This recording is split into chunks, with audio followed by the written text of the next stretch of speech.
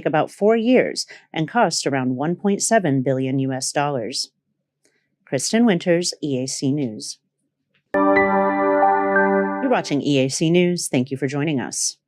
Yesterday, Interior Minister Sa So Kha met with Vietnamese Ambassador Nguyen Hoi Tang to discuss security cooperation. Cambodia and Vietnam have expressed the same strong hope that relations between the two will be further strengthened and expanded to serve the mutual benefit of the two nations and the peoples of the two countries. During the meeting, the Minister of Interior thanked the Vietnamese ambassador for always paying attention to enhancing bilateral relations and playing an active role in promoting cooperation in all sectors, especially politics, trade, investment, education, and tourism. The two leaders praised the good relations between their law enforcement forces, especially when it comes to information exchange. They said their relations contribute to maintaining security, stability, and social security to serve the economic development of both countries. The two sides also celebrated the fruitful outcome of the official visit Prime Minister Hun Manet paid to Vietnam earlier this month. Kristen Winters, EAC News.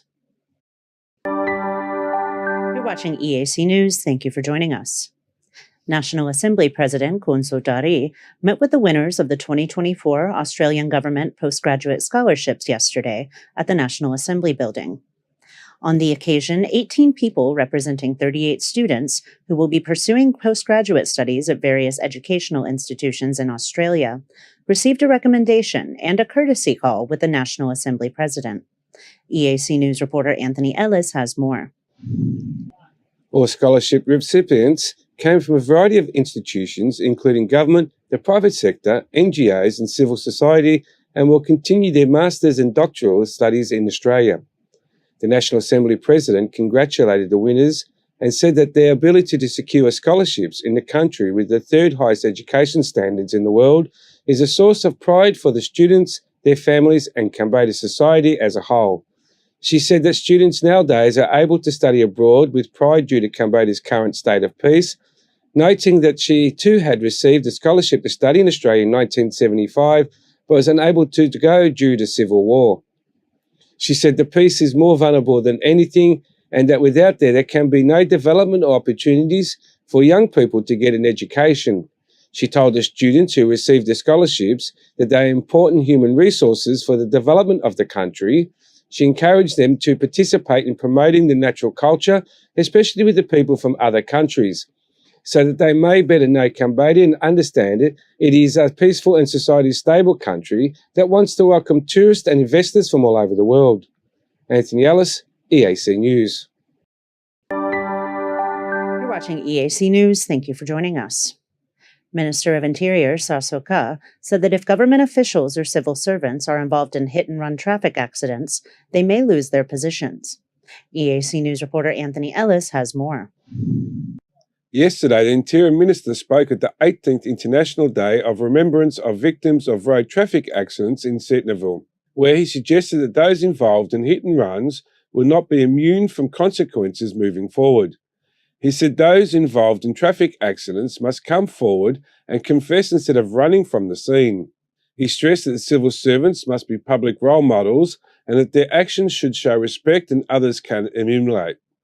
He specified, mentioning driving under the influence at night as danger, while minimising the number of cases is insignificant. Traffic accidents remain a leading cause of death in Cambodia, especially as the development increases the number of people on the roads. The new attitude is in line with the Prime Minister Hun Manet's pledge to clean up the government by expelling officials and authorities that do not uphold respectful image. The government has also been pushing for the removal of police officers and officials linked to drug use, trafficking and extortion. Anthony Ellis, EAC News. You're watching EAC News. Thank you for joining us.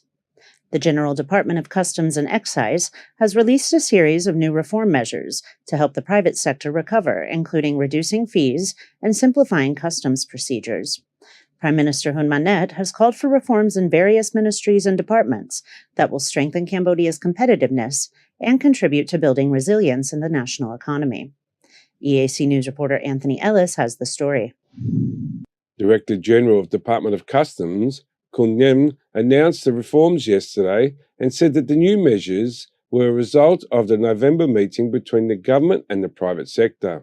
The Customs Department has agreed to optimise export and import processes by promoting the use of electronic systems, employing custom officials overnight, training and licensing customs brokers, and strengthening control over illegal import of frozen pork, chicken, eggs, and fish. He said that some of the measures will be implemented starting next month related to reducing administrative costs and employing electronic systems. Meat import measures are expected to begin in May 2024, the Director General